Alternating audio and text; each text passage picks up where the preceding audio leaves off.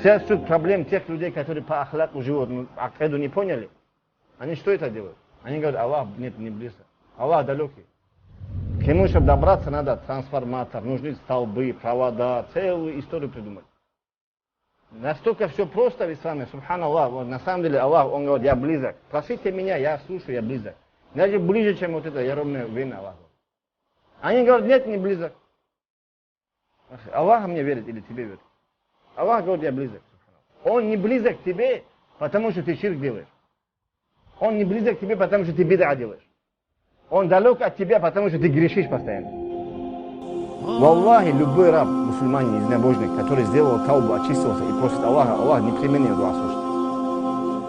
И никакой ему, ни посредник, ни секретарь, ни столбы, ничего не нужно. Потому что Аллах это ложный Аллах. Когда Аллах в нескольких аятах, это только один аят.